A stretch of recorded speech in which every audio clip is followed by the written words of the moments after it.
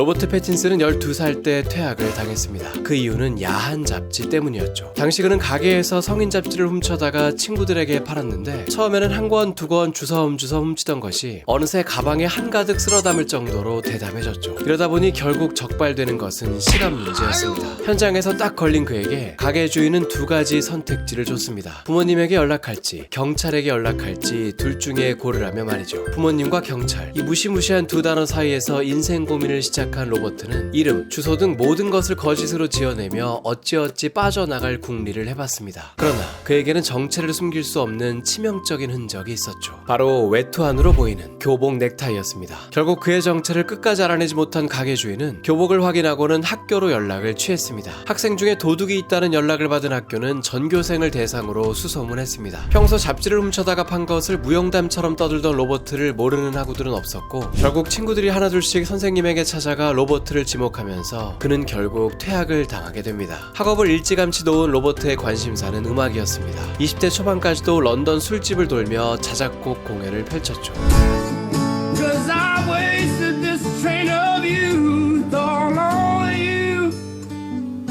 이 시기 그는 특히 친누나에게 영향을 많이 받았는데 누나는 TV 오디션 프로그램에 참가했을 정도로 가수 소질이 있었습니다. 비록 화질은 안 좋지만 이 영상은 로버트 패틴슨이 기타를 치고 누나가 노래를 부르며 남매가 공연을 펼쳤던 장면입니다.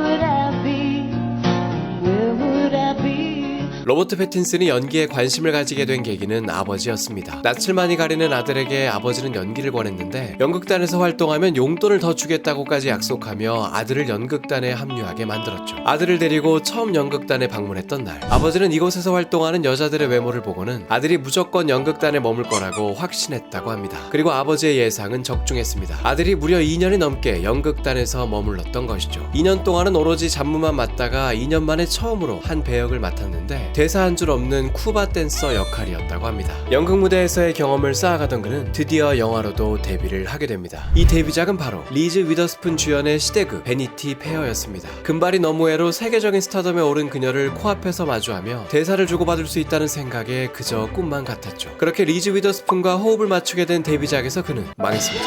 아예 통편집되어 단 1초도 나오지 않았던 것이죠. 훗날 출시된 DVD에서나 그가 나온 삭제 장면을 확인할 수 있었는데 나이 차이가 고작 12살밖에 나지 않았음에도 리즈 위더스푼의 아들로 출연했습니다. 재미있는 사실은 이로부터 불과 7년 후 워터포 엘리펀트라는 영화에서 이 둘은 진한 사랑을 나누는 연인 사이로 나온다는 것이죠. 비록 통편집에 씁쓸한 추억을 남긴 영화였지만 오히려 이 영화는 그에게 큰 복덩이가 되어 돌아옵니다. 이후의 인생을 바꿔줄 한 사건이 이 영화로 인해 시작되었기 때문이죠. 그를 베니티 페어에 캐스팅했던 캐스팅 디렉터는 개봉일까지도 통편집이 되었다는 사실조차 몰랐다는 로버트에게 미안한 감정이 들었습니다. 이에 다른 영화의 오디션을 그에게 제안했는데 이 영화가 바로 세계적인 인기를 끈 전설적인 그 영화 해리포터였습니다. 시리즈의 네 번째 영화인 해리포터와 불의 잔에서 엄친아스러운 캐릭터 세드릭 디고리를 연기했죠. 출중한 외모와 호감 가는 인성을 갖춘 이 캐릭터는 2시간 30분이 훌쩍 넘는 영화에서 달랑 6분만 나왔음에도 불구하고 강렬한 인상을 남겼습니다. 무언가에 쫓기듯 긴장감 넘치는 표정으로 미로를 헤매는 이 장면이 특히 호평을 받았는데 이런 식으로 극한에 몰린 듯한 감정 연기를 처음 해본 그는 도무지 자신이 없었습니다. 이러다 보니 아예 그 상황에 내가 실제로 있는 것이다 라는 극한의 몰입을 위해 특이한 준비 과정이 필요했습니다. 촬영을 앞두고는 자기 얼굴에 주먹을 날리고 입고 있던 옷을 찢어버리고 베개를 뒤집어 쓰고 고함을 지르는 등 너덜너덜한 몸과 마음을 만들어 만신창이가 된 듯함을 느끼고 나서야 비로소 이 연기가 가능했다고 합니다. 분장마저 다 지워질 정도로 과격한 준비 행동이라 촬영 직전 다시 분장을 받을 정도였다고 합니다. 해리포터의 주역 3인방이었던 다니엘 레드클리프, 루퍼트 그린트, 그리고 엠마 왓슨은 당시에도 이미 엄청난 스타였습니다. 신인에 불과한 로버트는 자신보다 훨씬 나이가 어렸음에도 이들을 우상처럼 우러러봤죠. 그런데 생각지도 못한 이들의 모습에 충격을 받은 적이 있었습니다. 바로 학교 숙제를 하는 모습이었죠. 해리포터는 청소년 배우가 많았던지라 촬영장에서도 학교 공부를 할 수 있도록 적극 배려했는데 그저 구색을 갖춘 것에 불과할 거라는 그의 예상과는 달리 배우들은 각자의 촬영 분량이 끝나는 대로 3, 4, 5 모여 학교 숙제를 했습니다. 해리포터 영화 전까지만 해도 로버트는 배우를 그만 그만둬야 할지 고민하는 단계였습니다. 그러나 해리포터에서의 활약으로 꽤 주목을 받자 이쪽 분야의 가능성을 느껴 배우의 길을 본격적으로 걸어보기로 결심했죠. 이 시기 로버트는 의도적으로 관객 수가 적을 만한 소규모 영화에만 오디션을 받습니다. 혹시라도 인기작에 출연했다간 자신의 부족한 실력을 만천하가 보게 될 거라는 생각에 연기력을 쌓을 때까지는 대규모 영화의 오디션을 보지 않겠다고 스스로 다짐했죠. 그렇게 3년이 지났습니다. 그는 여느 날처럼 한 중소배급사가 제작하고 독립영화로 주로 활동하던 사람이 감독을 맡는 한 영화에 오디션을 보러 향했습니다. 그런데 이 영화는 모두의 예상을 아득히 뛰어넘어 어마어마한 흥행 성적을 기록하며 전설이 되고 말았죠. 이 영화는 바로 트와일라이트였습니다. 이 영화는 제작비의 무려 10배가 넘을 정도의 초대박 흥행을 기록하며 영화사 역사를 썼습니다. 거의 알려지지 않았던 중소제작사가 제작한 데다가 원작 소설의 팬층이 10대 여성 팬들로 한정되어 있어 운이 좋아야 손익분기점을 겨우 넘길 것이다 라는 예상이 팽배했죠. 그러나 이 영화는 그의 북미 흥행 순위 8위를 기록하는 기염을 토했는데 1위를 기록한 다크나이트, 2위를 기록한 아이언맨 등의 쟁쟁한 영화들 속에서 거둔 성적이었습니다. 무엇보다도 흥행 10위 안에 든 작품들 중 최저예산 영화였기에 제작비 대비 흥행 성적만큼은 어느 영화에도 뒤지지 않았죠. 이 영화의 흥행을 대다수의 사람들이 예상치 못했던 이유는 원작 소설의 주 타겟층이 10대 여성인데다가 그 중에서도 일부 열성 팬 정도라 이 영화를 보러 올 것이다 라는 생각 때문이었습니다. 그러나 이 열성 팬들은 혼자가 아닌 친구들을 우르르 이끌고 영화관에 왔으며 심지어 엄마에게까지 영화를 추천해 딸의 손을 잡고 영화관에 오는 엄마들도 많았습니다. 실제로 한 온라인 예매 사이트에서는 이 영화를 보러 온 관객들 중 25%가 어머니와 딸이라는 통계가 나오기도 했습니다. 이는 엄마들 사이에서 신드롬으로 이어졌고 트와일라이트 엄마들이라는 웹사이트가 생기기도 했습니다. 이 웹사이트의 대문에는 이 영화를 본 후 남편이 뱀파이어로 보이고 신혼 시절에 욕망이 솟구친다면 당신은 혼자가 아니다 라는 재미있는 문구가 쓰여있죠. 이렇듯 엄마들마저 설레게 한 로버트의 매력은 가히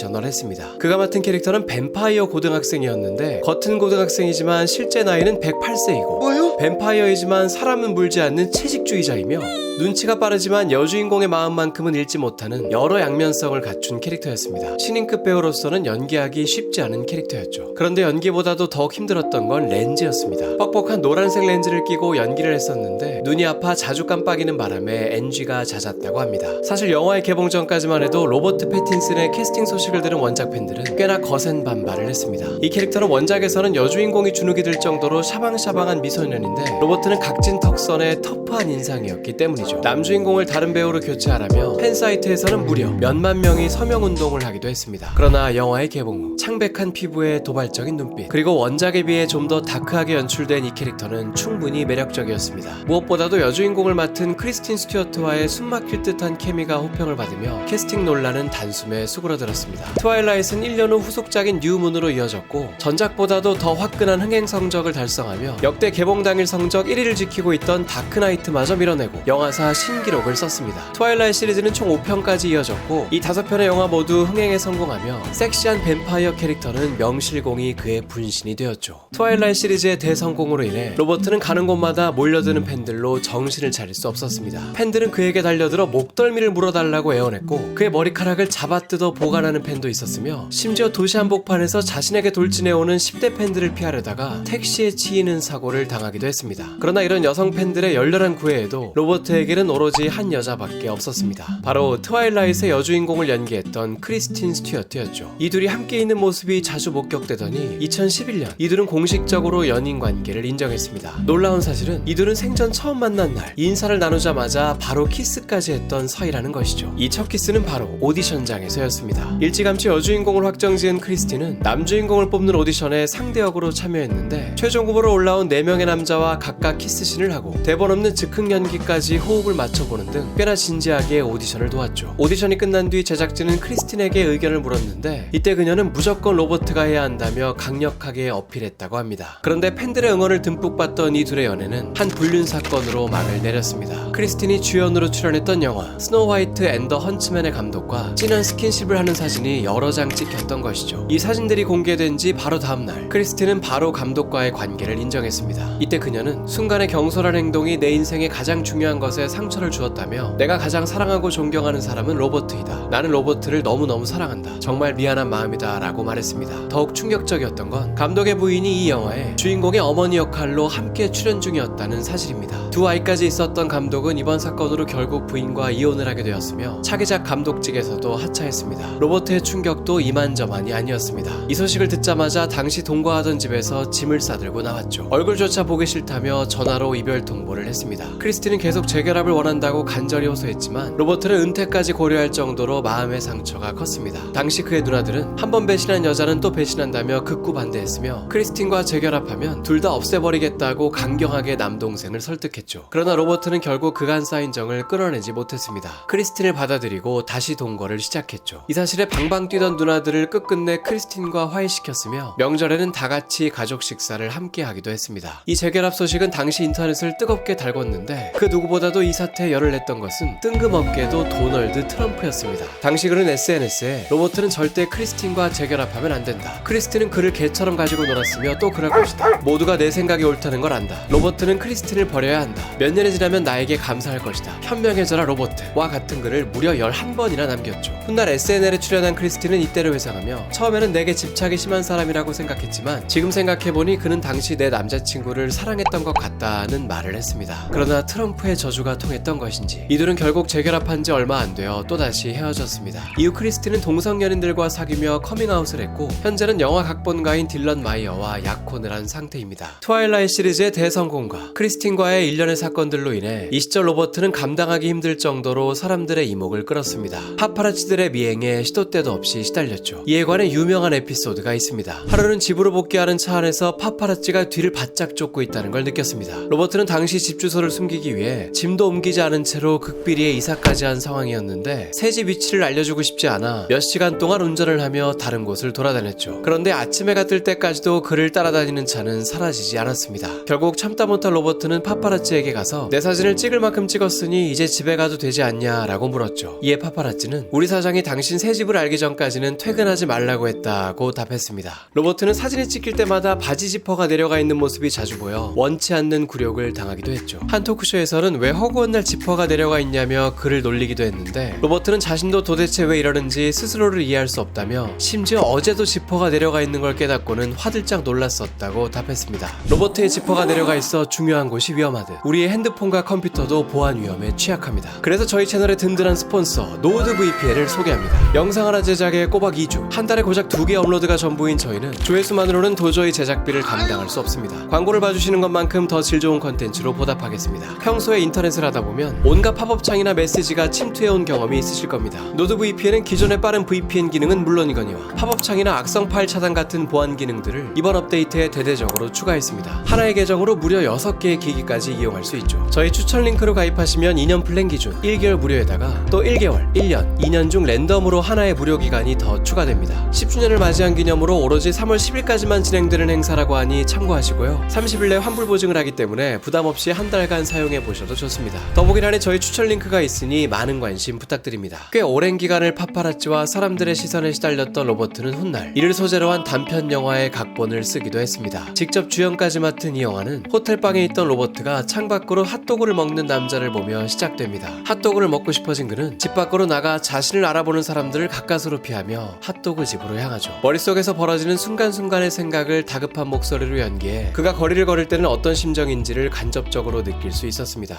Fine, just hail a taxi. Put out your hand. Put out your hand like a normal person. 트와일라이트 시리즈의 대성공과 크리스틴과의 연애, 이 일련의 사건들에 따른 과도한 관심에 로버트는 질릴 대로 질려버렸습니다. 세간의 관심에서 좀 멀어지고 배우로서 내면도 다질 겸 그는 이 시기 독립영화와 예술영화 쪽으로 시선을 돌립니다. 그렇게 해서 찍게 된 영화가 바로 코스모폴리스입니다. 이 영화의 감독은 그간 기괴한 B급 호러 영화로 악명 높은 감독이었습니다. 그렇기에 트와일라이트의 대성공 이후 이런 로버트의 행보에 많은 이들이 의아해했죠. 감독은 동명의 소설을 바탕으로 이 영화의 시나리오를 고작 6일 만에 뚝딱 완성했는데 로버트가 처음 이 시나리오를 읽고 도무지 무슨 내용인지 잘 모르겠다라고 하자 감독은 사실 나도 잘 모릅니다 라고 답했다고 합니다. 이 영화에서 로버트가 맡은 캐릭터는 젊은 억만장자였습니다. 뉴욕 한복판에서 리무진을 타고 미용실로 향하는 길, 각양각색의 사람들을 만나며 하루 만에 인생이 송두리째 바뀌게 되고 화폐 가치가 하락함에 따라 하루 만에 어마어마한 재산이 날아간다는 스토리였죠. 영화의 절반 이상이 리무진 안에서만 진행되고 인물들끼리 수많은 대사가 오가는 대화량이 엄청나게 많은 영화였습니다. 이 영화는 로버트에게 커리어 전환점이 되어준 중요한 작품이었습니다. 더 이상 소녀들을 겨냥한 잘생긴 10대 소년이 아닌 작가주의적 감독의 영화에서도 주연으로서 충분한 가능성을 보여줬기 때문이죠. 수위 높은 대사와 파격적인 행동을 일삼는 이 캐릭터는 그가 지금까지 연기한 캐릭터와는 상당히 결이 달랐습니다. 그의 연기 변신만큼은 호평을 받았지만 영화 자체는 다소 난해하다며 호불호가 갈렸죠. 그래도 프랑스의 한 권위 있는 영화 잡지에서는 올해의 영화 2위에 등극되기도 할 정도로 작품성만큼은 인정을 받았습니다. 이후 로버트는 다양한 예술 영화 위주로 활동을 이어갔습니다. 심지어 독립영화 감독들에게 먼저 연락을 취해 주연을 맡고 싶다고 제안까지 할 정도였죠. 독립영화계의 신성으로 떠오르던 감독 사프디 형제는 어느 날 별 생각 없이 이메일을 확인했다가 로버트 패틴슨이 지난 작품을 인상 깊게 봤다며 차기작의 주연을 맡고 싶다고 보낸 이메일에 화들짝 놀랐습니다. 이 기회를 놓칠 수 없다는 생각에 부랴부랴 그를 주연으로 영화 시나리오를 썼죠. 이 영화는 굿타임이라는 범죄 스릴러였는데 로버트는 은행 터리범을 맡아 강렬한 연기를 선보였습니다. 정돈되지 않은 수염에 헝클어진 머리 그리고 껄렁껄렁한 행동과 말투는 그야말로 트와일라잇의 미남 뱀파이어 이미지를 완전히 지원했죠. 이렇듯 다양한 캐릭터를 소화하며 그의 연기력은 점점 물이 올랐지만 한 가지 생각지도 못한 문제가 그를 놀라게 했습니다. 어느 순간부터 상업영화로부터 러브콜이 뚝 끊겼던 것입니다. 연기력을 인정받으면 더욱 자기를 찾을 거라는 예상과는 달리 상업영화 관계자들은 오히려 그가 상업영화 쪽은 포기했다고 생각했던 것이죠. 게다가 트와일라잇 시리즈 이후 흥행 성적 면에서는 이렇다 할 작품이 없다 보니 흥행 보증수표였던 이미지도 옛말이 되었습니다. 이때 로버트는 상업적 능력을 증명하지 못한다면 업계에서 살아나지 못할 거라는 위기의식을 처음으로 느꼈다고 합니다. 이때 그를 구원해줬던 한 남자가 있었습니다. 크리스찬 베일 주연의 배트맨 시리즈와 인터스텔라, 인셉션 등으로 유명한 명감독 크리스토퍼 놀란이었죠. 감독은 그에게 차기작의 한 배역을 제의했습니다.